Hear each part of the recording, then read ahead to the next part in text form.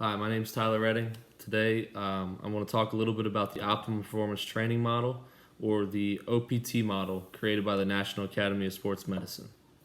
By the end of this video, I hope to share with you some of the reasons why I believe this training model has had success and why I believe that you should consider using it with your athletes.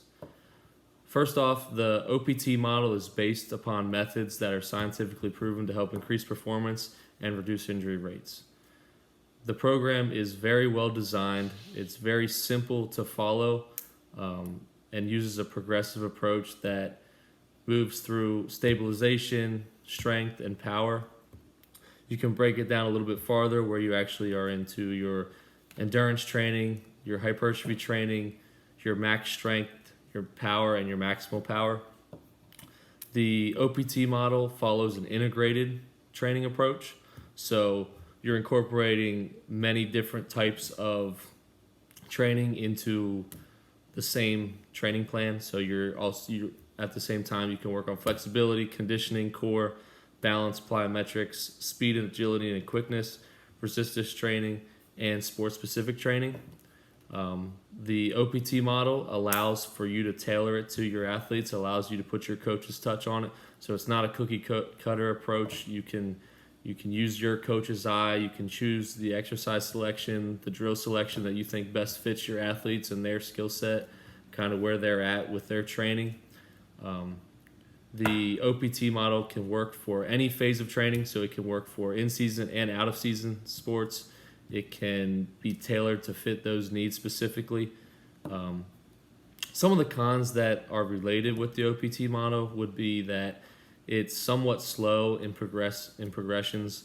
However, being slow and taking your time is not necessarily a bad thing, as it gives you time to ensure that your athletes are doing the exercises properly, ensure that they're moving properly without dysfunction.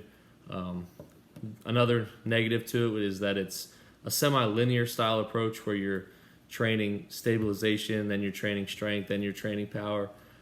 Whereas in other programs, you can kind of work on all of those aspects at the same time. Some of the reasons why I believe that this program is successful and why a lot of people have had a success with this is that it's a very well-rounded program. So it's progressive, it's proven to work by science, it's very specific. You can make it very specific to your athletes. It's an integrated approach, so you can train all aspects of training at the same time.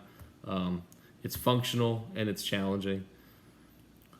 Some of the reasons why I believe this model has been developed is to help reduce injury rates. Pakiswitz in 2012 discovered that the youth sport injury rate, primarily in pivoting sports, so sports where you're cutting and sprinting and cutting, at a high rate of speed, has shown an increase in injuries, and I believe this training model can help with that. One of the reasons why is that balance training is proven to help reduce non-contact ACL injuries, and the OPT model focuses a lot on that stabilization, a lot of proprioception and balance training. So who should use it? I think anyone who is training athletes, whether it's recovering from injuries in rehab, an athletic trainer setting, or those in the strength and conditioning setting or personal training setting, can use this and have success. Thank you for your time. I hope you learned a little bit about the OPT model today.